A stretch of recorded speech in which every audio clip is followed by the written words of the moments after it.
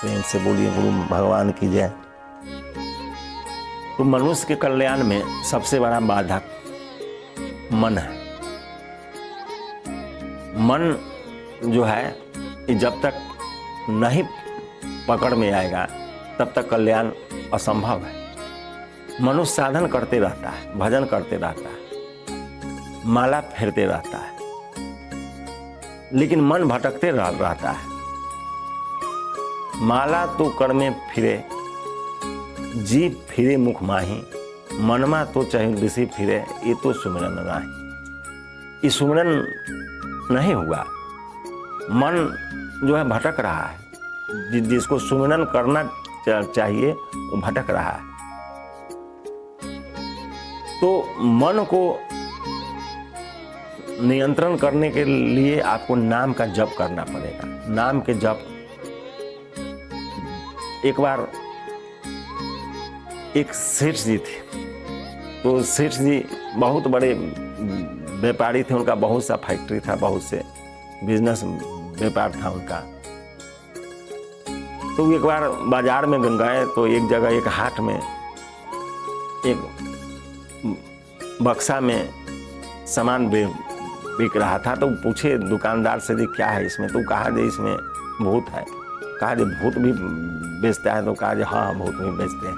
तो कहा जी भूत का काम क्या है? तो कहा जी आप इसको जो कहिएगा संसार के सब काम करेगा, जो काम बताइएगा सब करेगा, लेकिन शर्त एक ही को जिसको काम नहीं बताइएगा तो ये आपको खा जाएगा।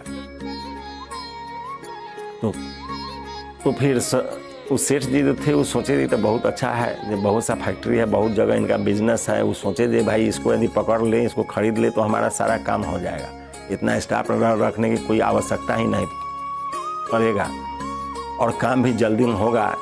भूत है तो चोरी भी नहीं करेगा, पूरा ईमानदारी से काम करेगा और कहीं जाएगा भी नहीं, 365 दिन काम करते रहेगा ईमानदारी से।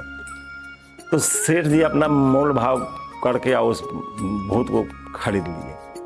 खरीद के घरे आए।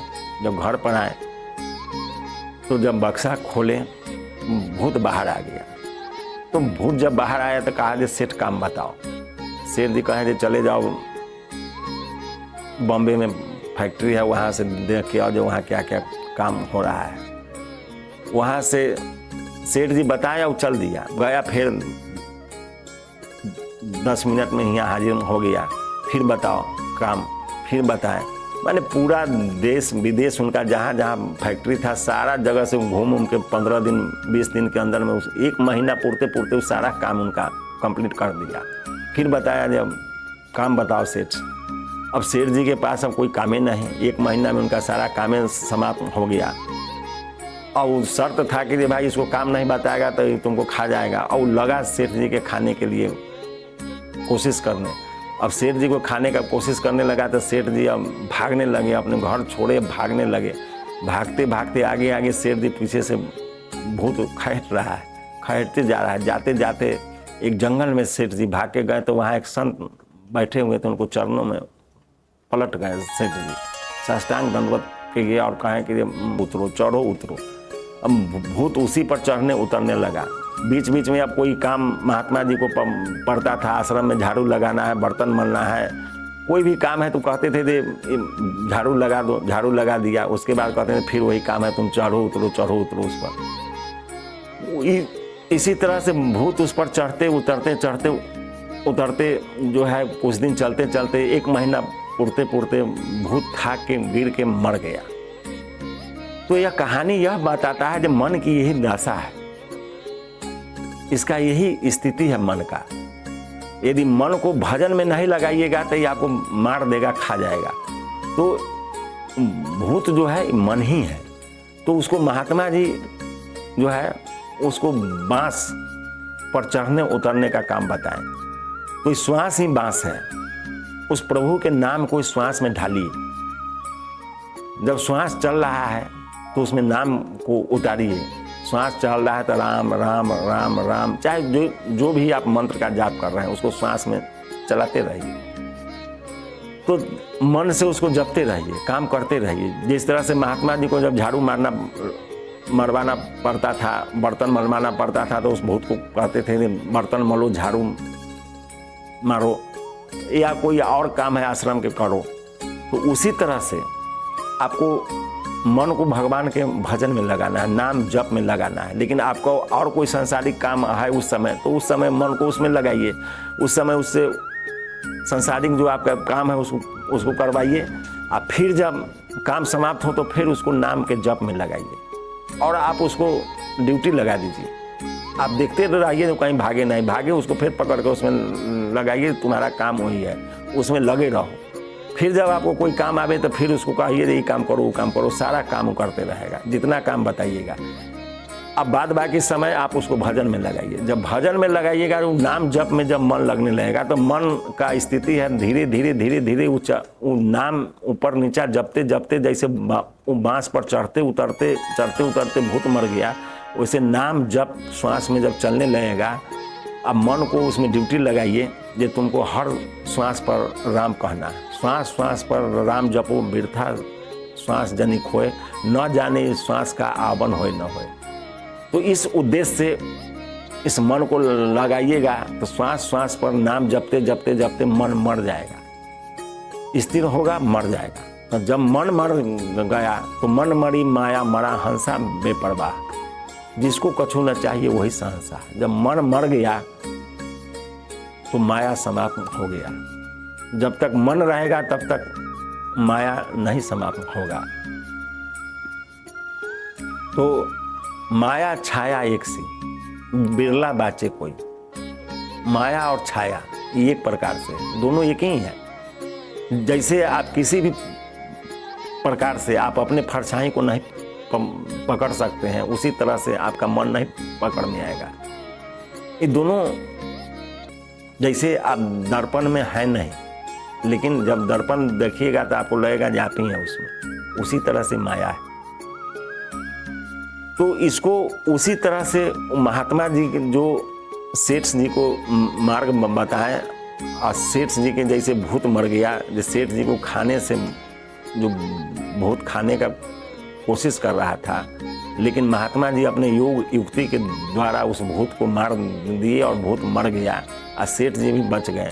उसी तक को भटका के मार रहा है, तो मर जाएगा। अब मर जाएगा तो आप स्वस्थ हो जाइएगा, आप सुखी हो जाइएगा, आप आनंद का अनुभव करने लगिएगा। इस संसार का कोई ठिकाना नहीं है और इस शरीर का भी कोई ठिकाना नहीं है। इस शरीर कब है कब नहीं है, श्वासों का क्या भरोसा, रुक जाए चलते चलते, जीवन की है जो ज्योति बुझ जाए चलते चलते। ये कब चल रहा है कब बंद हो जाएगा इसका कोई ठिकाना नहीं है। तो बाकी सब काम आप आज ही कर लेना चाहते हैं, लेकिन यदि भगवान के नाम का जप करना हो, भजन करना हो,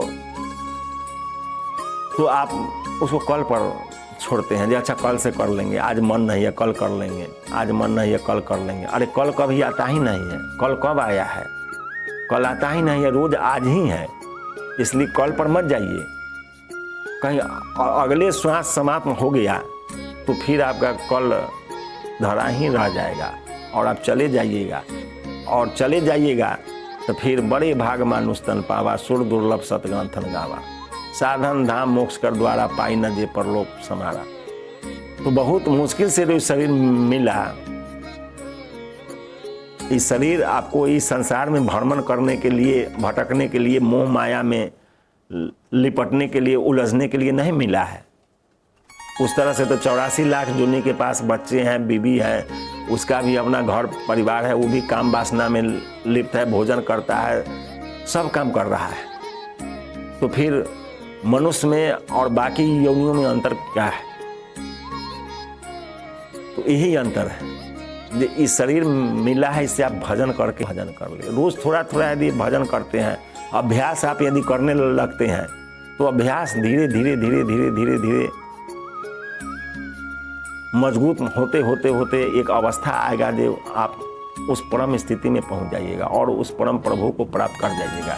इसीलिए भगवान श्री कृष्ण अर्जुन को गीता में कहे हैं, जो मन को अभ्यास और वैराग्य के द्वारा तुम रोक सकता है आसानी से। मुश्किल है लेकिन जब अभ्यास और वैराग्य जब मजबूत होने लगेगा, साधन कठिन न मन कर टेका, साधन कठिन नहीं, इस शरीर ही ईश्वर के प्राप्ति का माध्यम है।